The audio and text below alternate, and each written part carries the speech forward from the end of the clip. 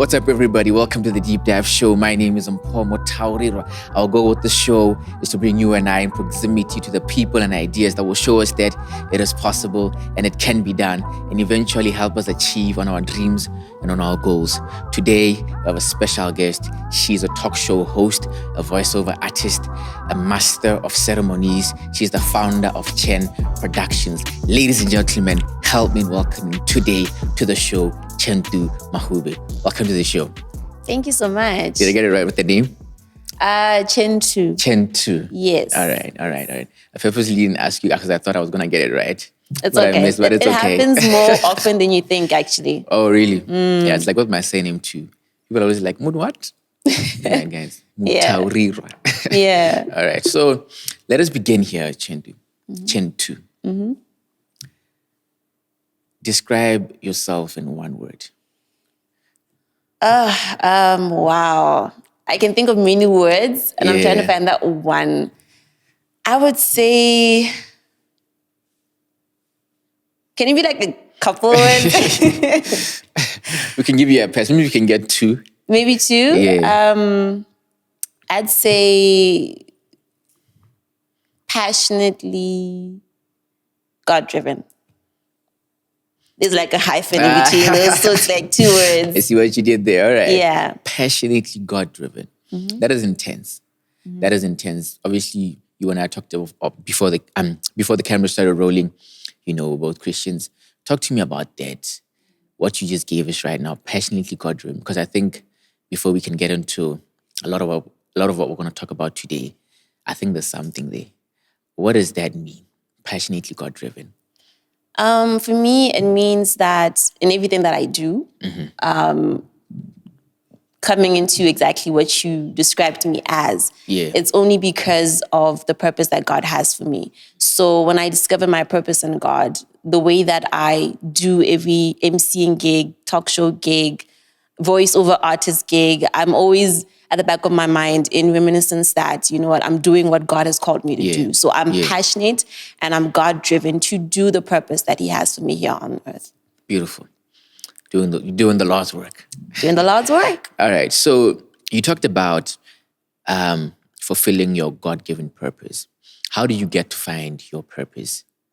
Yeah. How do you get to find your purpose? I think there's something that a lot of people struggle with.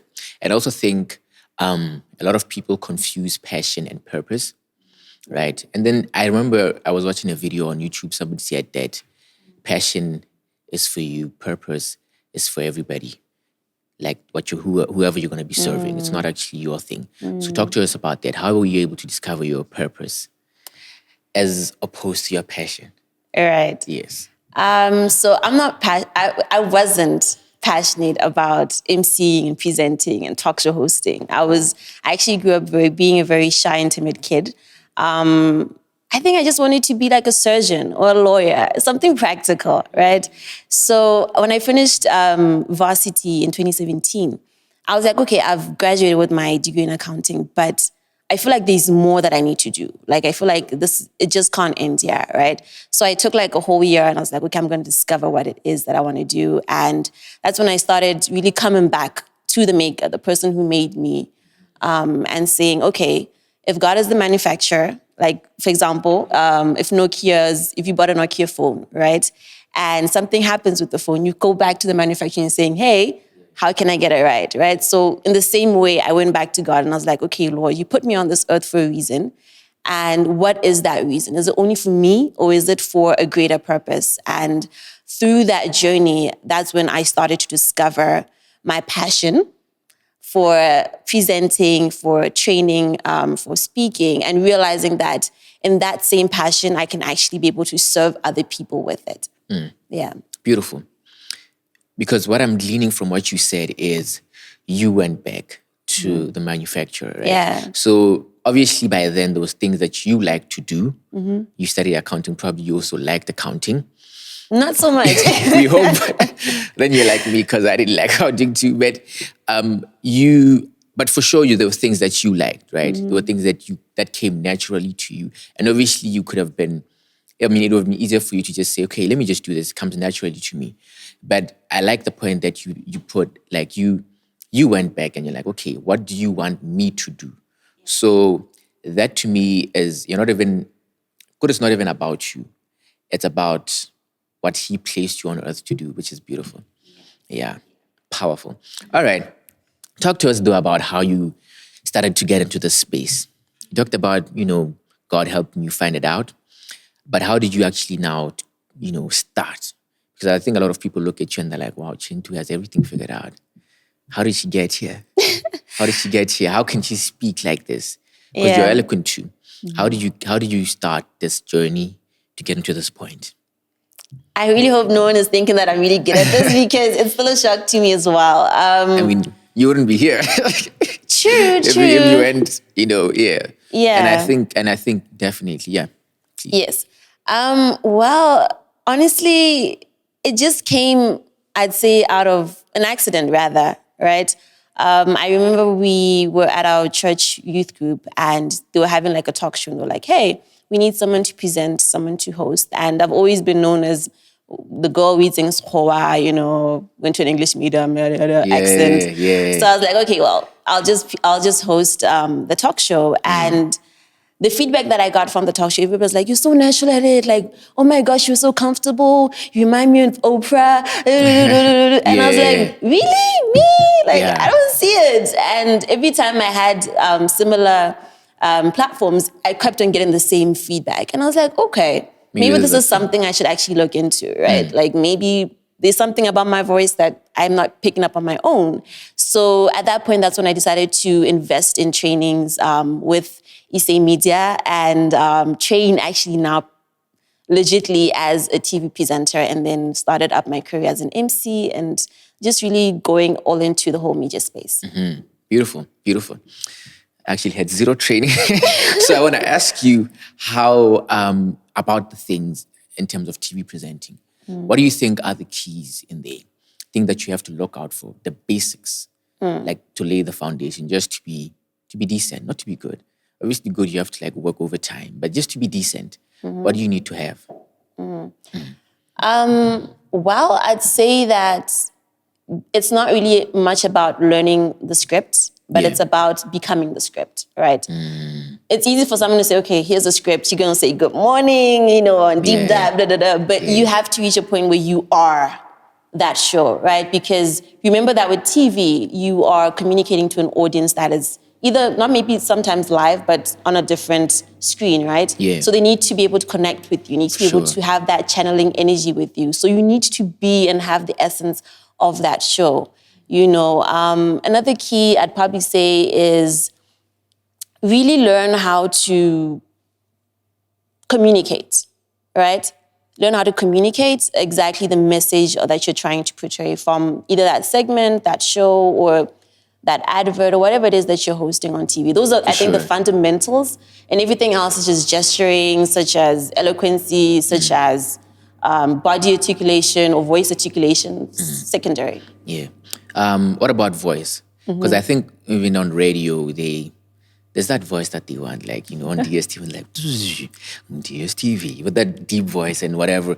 I think there's there's voice that comes to play in it.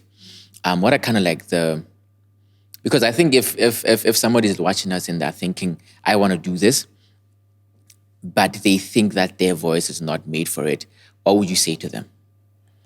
Well, I'd say that there are always voice exercises that you can do. There are actually things that you can do to deepen your voice, right? The things you can do to actually emphasize different wordings in a script, things that you can do to make your voice cater for the script that's actually there. So I don't really believe that there's always that voice. I know that there's that Denzel Washington voice or this kind of voice, and it's always great to hear. Yeah. But I feel like the different kind of adverts, the different kind of platforms, and all of them require different kind of voices. It's just about learning how to maneuver or how to use your voice for that brand. Awesome. Well put.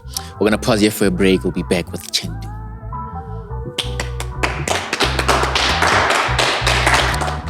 Welcome back, everybody. We're here with Chenthu Mahube. Now, Chenthu, we're getting into rapid fire. I'm going to ask you a few questions here. Okay. That I believe the audience would really appreciate.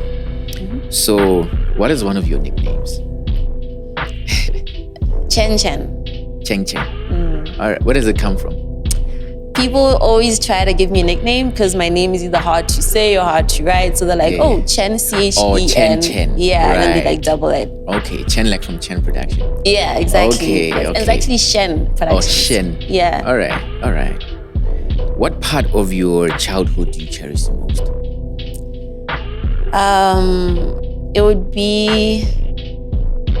There was one time where it was in the afternoon and my dad had his car open and he was playing music, and it was actually the first time me and my dad actually just like jammed out and just like danced. And I'll never forget that because my dad's not a good dancer.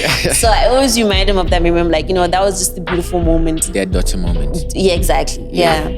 So you guys were just playing music the whole entire afternoon?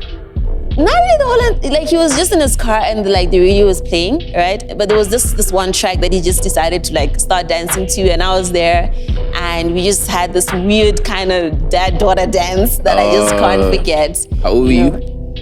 I think I was around like 10. Yeah, I was around 10. What was the song? Do you remember the song? I don't remember it at all. But I think that's the funny thing about it is that I don't remember the song. I just remember the awkward dance moves. Oh, yeah. For sure. All right, what do you collect? What do I collect? Yeah. Oh my goodness. I collect hugs. Hugs? Yes. Oh, you're a hugger? I'm a hugger. I feel like hugs give off a beautiful energy to different people. People in need, people you love, people you want you to remember by. So I collect hugs. I don't know how weird that sounds, but yeah, I'm a hugger. Okay. I wanna like follow up to that. Like you collect hugs, so you kind of know. I don't know if you collect, or there's a difference between collect and give, right? Because right now I wanna ask you, since you say you collect hugs, like what's the best hug you've gotten? The best. You collect the stuff, so there has to be that one that's standing at the top, like, yo, you see that one from 2013?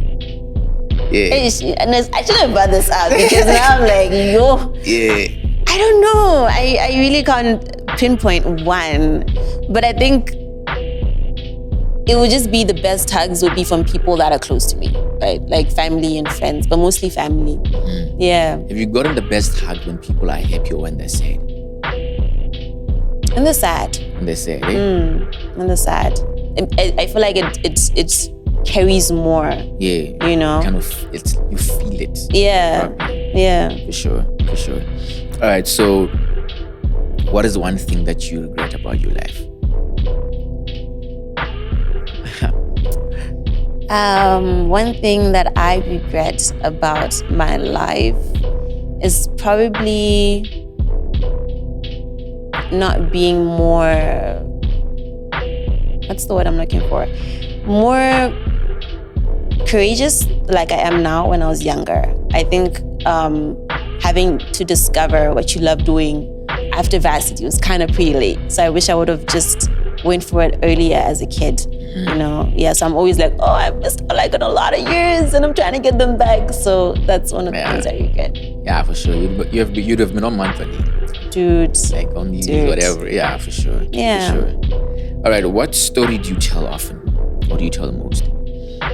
What story do I tell often or I tell the most? I tell the story of how as a kid, I was always complimented that I could be a modeler, right? And I don't know, because of my physique. You see it, right? I saw it.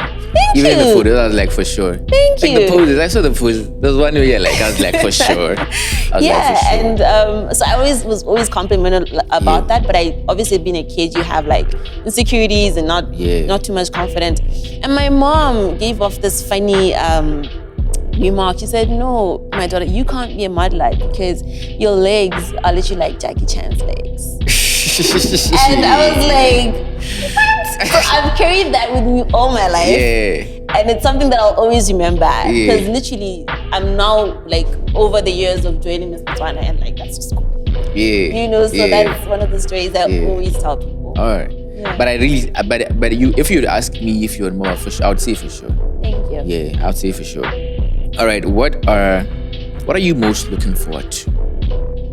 Yeah, what are you most looking forward to let me say in the next few years, let me not put a year on it, just in the next few years, what are you most looking forward to? I'm looking forward to my Trevor moment. And my Trevor moment, I think I need to explain that.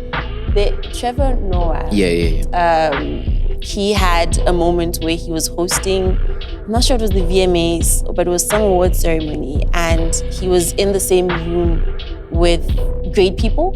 But there was a particular picture where he was sitting in the crowd and Beyonce and Jay-Z passed him and they greeted him. And for me, that's saying greatness recognizes greatness. So I'm waiting for that Trevor moment in my life.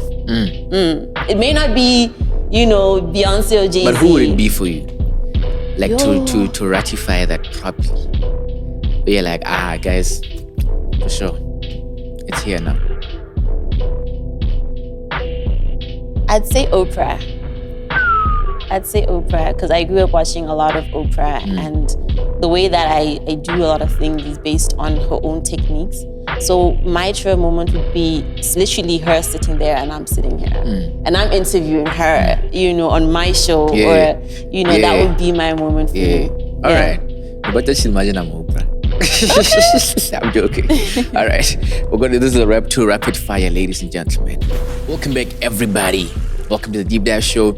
If you've watched this episode up to this point, definitely like the episode. If you like the episode, and comment below on your biggest takeaway, and consider subscribing to the channel. So, Chenthu, you hosted a public speaking training in August. Yes. Talk to me about that, about the entire training and how it went, and what you guys were looking to do, and all the work that you do in terms of public speaking. Okay. Yes. So, like you mentioned, we had a public speaking, or I think I coined it a basic training for aspiring MCs and hosts at that time.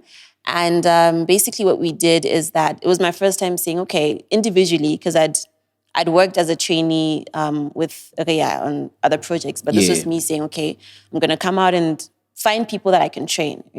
People who are interested in MCing, people who are interested in being talk show hosts, or any kind of host. And basically we wanted to find people who had that interest, or maybe just really didn't know how to use what they have or use their voice, to actually get on a stage and create excellence. So we managed to group or come up with, I think, about 7 young people, because we wanted to start really small and see what we could do. And we got to know them. We took them through a lot, really a lot. MCing, presenting, talk show hosting, co-hosting.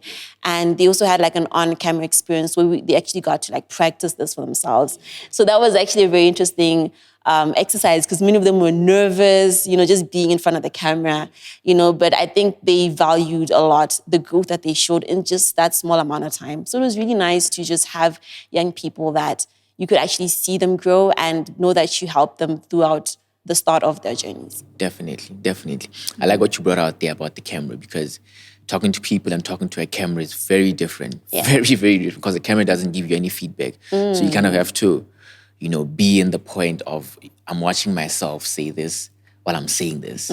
So I think that's really, it's something that's very, very, I feel like those are lessons that need to be taught so much, especially to a lot of people that want to be, in front of the camera, because what we do these days involves a lot of putting our faces out there. Yeah. Right? Yeah. So public speaking involves a lot of confidence in yourself, in your voice, in your story, and who you are. How are you able to inculcate that into people? And also how are you able to develop that? Because I feel like somewhere, somehow, we all have this imposter syndrome, where we feel like, hey man, come on dog, come on. Not in your family has ever been on TV. Like that thing, How are we able to kind of, break down those limiting beliefs and actually formulate a proper identity of, I can do this if I want to do this. And that's all that matters. Yeah. I love how you mentioned the imposter syndrome. It hits home a lot. Yeah. But I'd say that the best way that I've been able to formulate that is literally just live that, because that's literally what I went through. Fake it till you make it. literally, well, not really faking it till I make it, but I mean, being the media personality in the family that everyone's like, yo, everybody's an accountant and a business person and a nurse and everything. And I'm like, well, this is what I am, right? Yeah. And having grown up being someone who's shy, someone who's timid, someone who never imagined the camera being her best friend and saying, hey, if I'm here and I've done it, clearly you can do it too, right? It's just about really removing those negative thoughts that come from our cultural backgrounds, comes from, how we grew up and the things that we accommodate into our lives, and actually just going for the best reality that you can possibly have. The world is limitless. You never know what new talent, what new gift that you can get. So if you're able to pick something up and you feel like you're passionate about it, run with it. Well put. You answered the question so well that, Thank you. You do so well. You do so well. So, you talk about you growing up being timid, and then you had to work through that. Talk to us about that process. Like, walk me through this process of you remaking your story of this is who I am. This is Chenthu 2.0.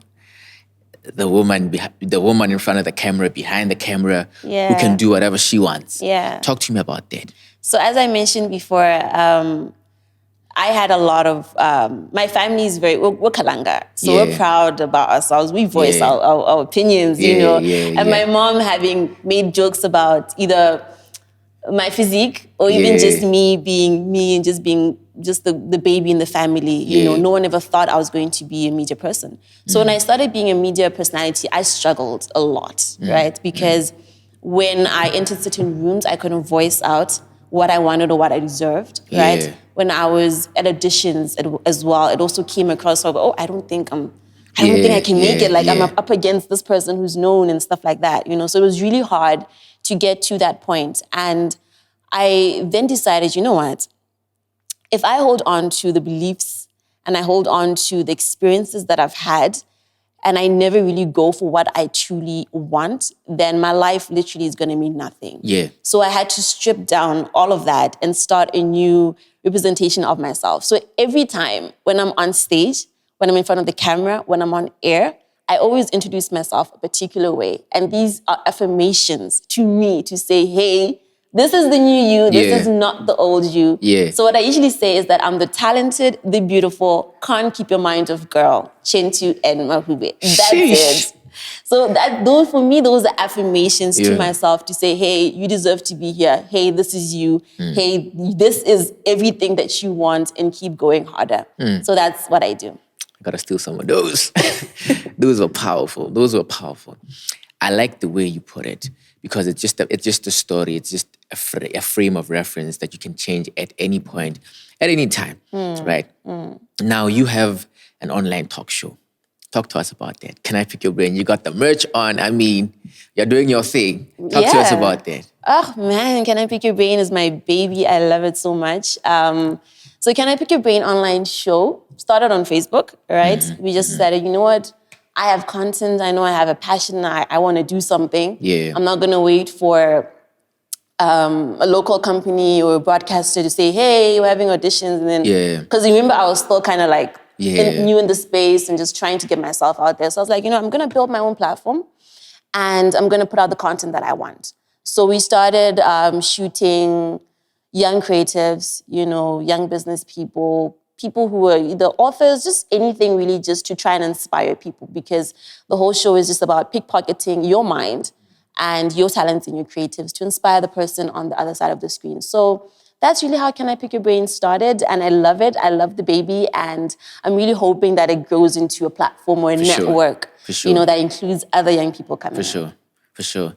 We'll definitely link it below. So I want to ask you this question, but in this format. Okay. Are any of your grandparents alive? No, they're not. None of them? Yeah. But did you ever have a relationship with any of them? Briefly, yes, I do. I did. Briefly? Yeah. Okay. How much would you pay for 50 hours of content of your grandfather or your grandma or your great-grandfather or your grandma? How much would you pay for that? 50 hours of content of just their life. just like a documentary type of thing? Monetary-wise? Yes. Are you asking monetary-wise? Yes. How much should I pay? How much do I got? I think because of the value that I've always had for my grandparents. Yeah.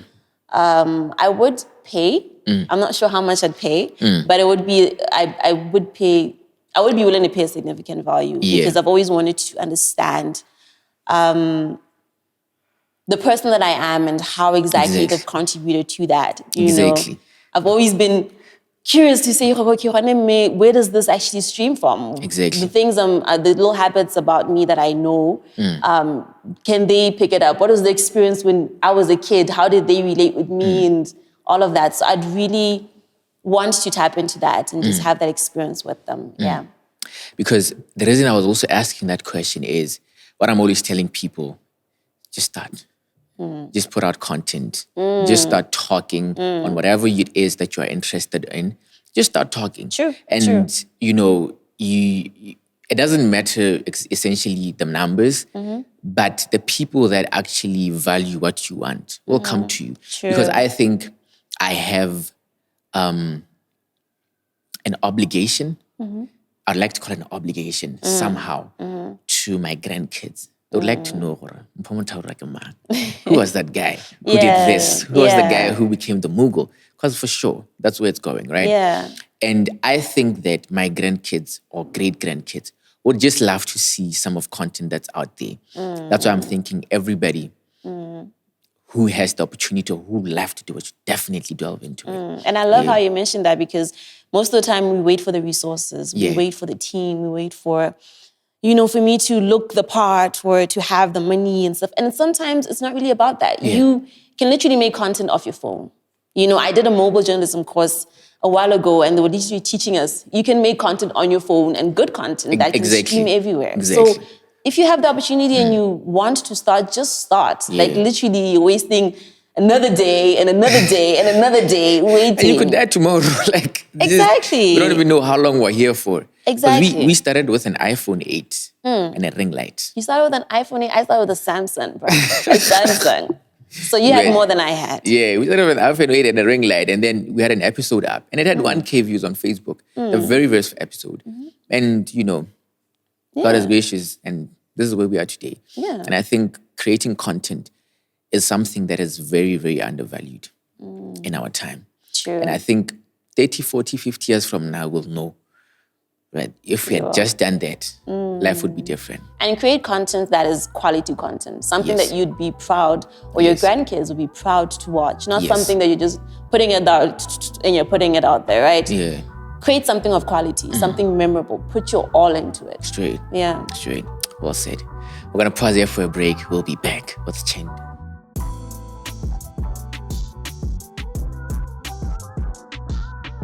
Welcome back to the Deep Dive, everybody. We're here with Chenthu, Mahube. And if you've watched this episode to this point, drop a like, comment below, and subscribe to the channel. All right. Chenthu, we have talked a lot. You've actually talked about you being a proud Kalanga. And I want to come to that point. I mean, a lot of Kalanga people are successful. I'm not trying to, compare them to other tribes. But they're successful, they're hardworking. What do you think there is about the Kalanga people that kind of makes you guys like this? What's the special sauce there?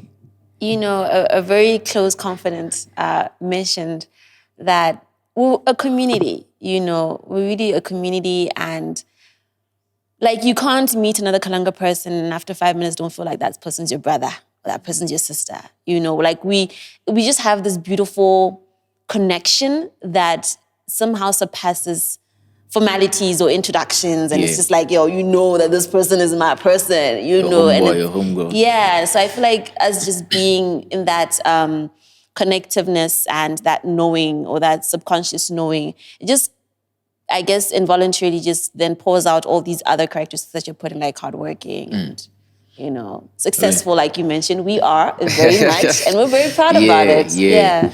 But I still want to ask about the work ethic, because I think that's something that is developed somehow, or it's given to you. Like you see it happening, especially if you have like hardworking parents. My dad is Zimbabwean. my mom ke Mwaketi. Both of them are very hardworking.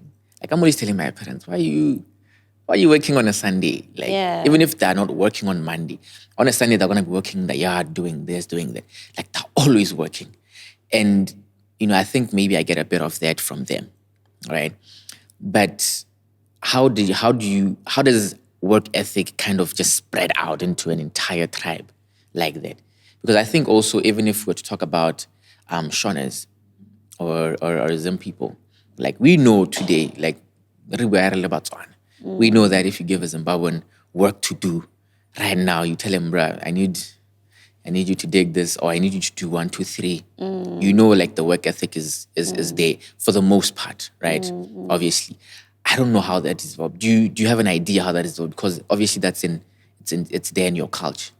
I as you're mentioning, I'm just thinking, okay, how close the Shona and the Kalanga are. Yeah, right? yeah. And if you probably dated back, like maybe our great grandparents somehow either lived in Zim or have relatives in Zim. So it's kind of like a familiarity of characteristics and beings as well. Because we have a work ethic, we feel like nobody's going to give us what we want. We have to work hard for it. Sure. Like we're not just given everything on a silver platter.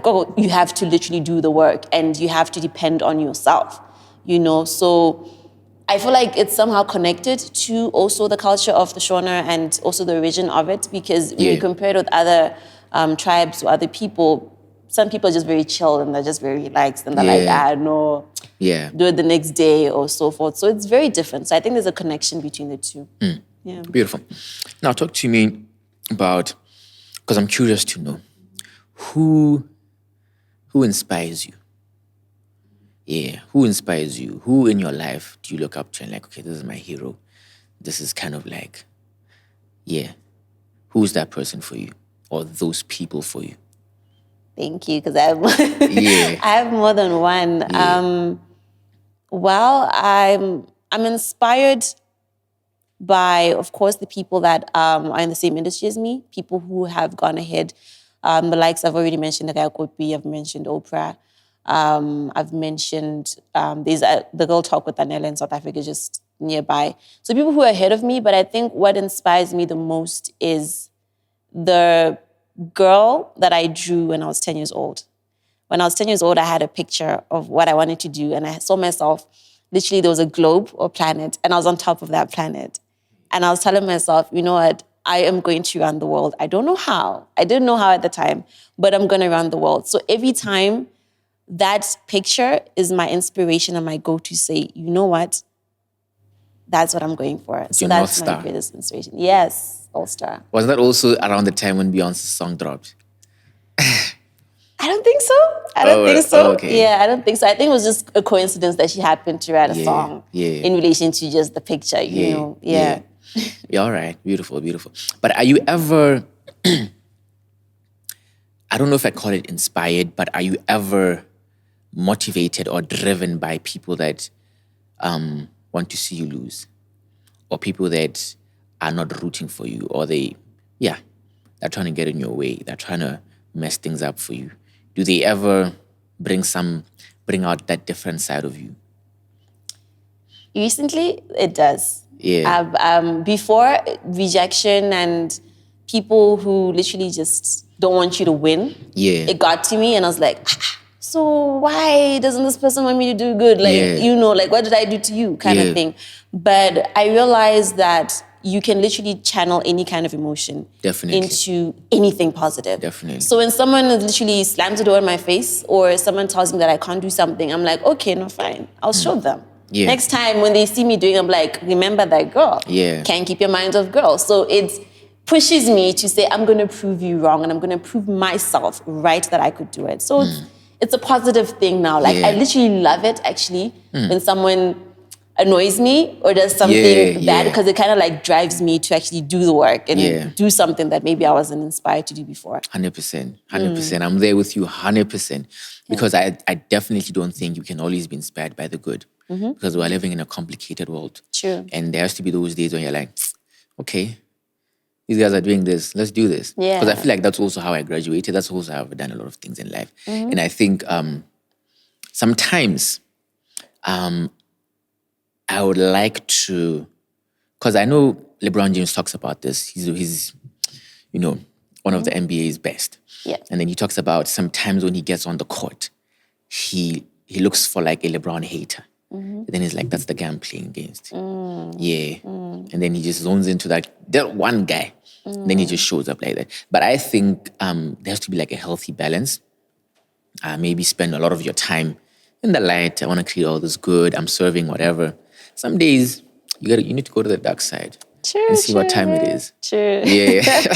Because I think that's how we are also as people. Yeah. I think that side is very, very powerful. I think it's very, very powerful, but it needs to be controlled. Because I think at some point, if you spend too much time in that, you may also be unhappy. Yeah, and you also may develop feelings of never being enough. True. And like that. Yeah. That's dangerous. For sure. All right. So, in your whole experience, look, in your whole life, actually, if you were to break it down to times and moments, what was the times and moments in your life where you feel like you made the most progress, and why? In whatever field. Should I be more specific? Because I feel like that's very huge of a question. Yes, please. Can you specify? No, I'm Exactly just saying I'm talking about, for example, you look back at your life, all the years you've lived, maybe in business, maybe in your personal life, maybe in your fitness, whatever. The times where you saw, okay, from July to December, I was killing it. And then you reverse engineer and you see, okay, it's because of 1, 2, 3. When were those times and what were the reasons why you kind of made that progress like that? Okay. I'll try and maybe highlight just a few, maybe 2 or 3. One of the times that I was really proud of was graduating or having graduated. Not the ceremony, but just knowing, get past seats, right? Because you guys, I almost didn't graduate. I think I was just sharing this with you a little bit ago. I almost didn't graduate a particular elective because I was doing something that I wasn't that I was supposed to be doing, but it contradicted with something else. And you know how when you're with a certain group of people and they don't really believe in what you're doing or they see what you're doing as maybe just a hobby, right? Whereas for you, it's more than that, but you can't explain it to them and share that passion with them to a point of understanding. So these people, who shall not be named, they decided that I wasn't going to graduate, and I had ended up having to talk to the lecturer and the dean and convince them and be like, I need this because I'm not going to spend a whole nother semester or actually a whole nother academic year. Because you have to only do that course. So the fact that I was able to overcome them and actually convince them and graduate, for me, is something that says, okay, you know what, in my shy upbringing, that was something that I was able to do boldly and courageously. Another amazing moment, I'd say, was doing my first TV talk show. And I can't really mention which show it was because of certain arrangements, but being in a platform where literally you have a whole set, you have the directors, the floor managers, everything, and you're literally just there to look pretty and present, and also just being able to converse with different people. People, public figures and people of note, and just being able to share that and see yourself literally living the dream as an Oprah, as, as an Anele, as a Trevor Noah, and being like, you know what, this is actually it, and it's possible, and it's feasible. And for me, the thought in my mind when I was going through that was like, you know what, every night when I don't go to bed at 9 o'clock or at 10 o'clock like everybody else, the million of questions I'm asking myself, every night when I go to bed, it's worth it. The tireless nights, the lack of sleep, the hard work, the sacrifices, it's a lot. And it was a good time to say, you know what, it's actually working. It's actually working. Beautiful. Well put. There's so much to touch onto that. But I think we're going to come back to that because, there's something I want to talk to about. I want to ask about. But I wanted to ask you, what is happiness to you? What is happiness? Yes. Wow. That's actually very ironic because I remember I was in a small meeting with a group of people and they were asking questions, something similar to that. And they're like, okay, so what do you want in life? And I was like, to be happy. And the lady was like, no, that's not a good answer. What do you mean go deeper?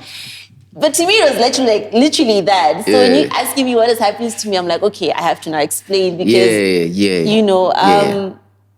happiness to me is really knowing that I have poured out everything that I can possibly pour out to the world and reaching a point where I'm like, you know what? I did not withhold. I did not fear to go for an opportunity. I did not limit my capability and my potential, but I've given it all out. If there's any vessel that I have or any essence that I have in the inside of me, let it splash out and create a beautiful portrait to the world. So that for me would be happiness to saying, you know what, Chenthu, you left nothing on the table. Yeah, Chenthu is out there. Chenthu is manifested in different other people and it's just beautiful. Like look at the Mona Lisa up to now. Like literally we're all living the tale and the life because Leonardo poured himself out into that artwork. So in the same essence, I want to know that I've poured all of me out in every capable way possible. Okay, excellent. You have poured everything out in every capable way. Yeah. That's beautiful. That's beautiful. And you put it so well. Now, you definitely are a good orator. I think the question that people would like to know is, yes, you have developed this, but finding your own voice and saying, okay, this is me. I'm comfortable in my body now. When was that moment where you're like, this is me, and how did you get to it? How did you develop to it? Or how did it come by? When you're starting out, there are a lot of people that you either get reference to, people that you look up to, or people who are like, you should shadow and benchmark this person. Yeah. They do this interesting, so you always trying to become like somebody else because you want to make it. You want to be seen. You want to go big, right? But there's no value in being a copycat of somebody else. There's already, a Rea Kopi, there's already a Saidi, there's already a Lungo, there's already all these other amazing people. And there's no benefit in doing or becoming the same person. For sure. So for me, it was saying, you know what? I need to understand what makes me different. Because what makes me different is what makes me marketable. What makes me marketable is what makes me rememberable. What makes me memorable is what makes me impactful. And what makes me impactful is what makes me here. Yes. Right? So I had to discover what is different that I have that they don't have. What are my strengths and what can't I do? Like what shows can't I present? I can't do those ones, but I can be excellent in these ones. So it was a tedious journey because I had to discover it and I had to also raise up my own personal brand and understand who I am and also go through a lot of confidence and identity awareness. But I got to that journey and I got to that point to say, you know what, I'm very much different than everybody else there. And I believe that's why I'm here today as well. Yeah. Beautiful. Beautiful. Beautiful. So you talked about developing those strengths and weaknesses, right? Because for me, I think that you can be good at many things, but then you can be great at one or two. Like great. It's we are world-class type of great, right? And I think for a lot of people, we can develop from being average to good when we take a lot of time in it. But then being great at something is a very different level, right? And usually for us to be great at something, it has to be something we know truly. That I think I'm good at this. I can develop this from good to great, right? So how would you help people kind of find those? Yeah. How would you help people kind of find, okay, I think I'm good at this? Because a lot of people are like, bro, I don't even know what I'm good at to start. I don't even know what I'm good at. at least you know what you were good at. But Yeah. I don't even know what I'm good at. I don't even know my passion. I don't even know my talents. How would you help people discover that? That's a very deep and rich question. I don't know how to answer it. I don't know if I'm allowed to say that, but I have no idea how to answer that because it's a personal journey. Before anybody else can help you, it's really a personal journey because you know yourself. When you know who you are and what you're capable of. I can't come to you and say, "Hey, I see an engineer in you," and you're like, "Really? No." So it's more about it's the intrinsic journey that you take as an individual to say, okay, if I weigh out and I put myself out on a pendulum, right? Which side of the pendulum is gonna raise higher and which one is gonna drop, right? You know who you are, you know your experiences, you know your background, you know your opportunities, you know your weaknesses, the things you like, you don't like, right? So how do you identify those strengths and those things that you are good at, like you mentioned, those things that you can be great at, and those things that you would rather not really, I don't know, let the world know too much about that. So it's a personal journey. For me, it was understanding that because I have an accent, and I've always been told I have an American accent. I don't know why. I don't know where it comes from. But I've always been told that I have an American accent. So when I speak Setswana, I was once on air on radio, and a caller called in on like, "Yo, Sona sa was fake. Like your Sona just sounds like it's fake." And I was like, "What?" The boldness, right? What's about ID? 06 ID No, number. like, I don't have to justify myself to Mawana, but that on its own made me realize, okay, because Setswana or every language is different, right? So that was me realizing, okay, no, my strengths will be in these, and those that I am not really comfortable doing, it's something else completely different, right? So as an individual also, I'd say it's a personal journey. I wouldn't really say, I can say, okay, no, you can do this and do that. I feel like it's something that you need to cruise on in your own capacity. Yeah. For sure. Beautiful. Before I ask my last question, I would say that, would you say that you can actually want to be something that you're not good at? You Because can. a lot of people actually want to be, I want to be this, but you're not really good at this, right? So it's just this process you're talking about. Or you have to go back and be like, okay, who am I? Read your own book. Yeah. And then you kind of The problem is that many times we don't really know who we are. We know what people tell us we are. We know what people, our family is identified as, last Banukala. We know what our experiences are, but we don't truly take the time to say, okay, who is Paul? What does Paul like? What does Paul want? What does Paul need? Because there's a difference in what the world will cloud you and say, this is who you are. For sure. And there's a difference between what you really are as an individual. So take the time as an individual, as someone who's listening right now, to actually get to know who you are apart or away from all the cloud and the fog, that's surrounding us every day of our lives. Just to say, in the quietness of my life, who am I?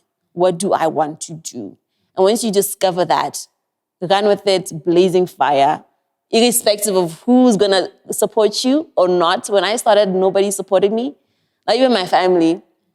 But run with it like blazing fire with no contradictions, no doubts, and make sure that you get it, because that is who you are. Be true to you as a person. Beautiful. Yeah. Beautiful, beautiful, beautiful. Beautiful. Yes, sir. It's like someone once said, I am who I think you think I am. Like that's how a lot of us are, and that's where we operate. Yeah. But my last question to you is, you said last. So this is your last. This is my last. The end, like final. Okay. How do you want to be remembered as Chenthu? Surprisingly, I don't want to be remembered as this great person who did all these amazing things. I was telling you earlier, if you were to meet me in public, I just want to be a normal person. I don't want to be like, oh my God, it's her, oh, Sophie, kind of thing. I don't want to be remembered that way. I just want to be remembered as a girl who lived out her dreams and who just had an amazing time doing it. I just want to be remembered in the beautifulness that God continues to show me of my life. That's basically what I want to remember it as. Yeah, and I believe that will be showcased through the impact in the lives of other people as well. Yeah. Yeah. Well put. Well put. Ladies and gentlemen, this is Chenthu. Mahube, definitely dive into her world. You will be amazed. You will love it. We'll definitely have all the links below. And if you've loved this episode, definitely drop a like and subscribe to the channel and definitely comment on your biggest takeaway. But without further ado, ladies and gentlemen, we'll meet same time, same place next week. Be great.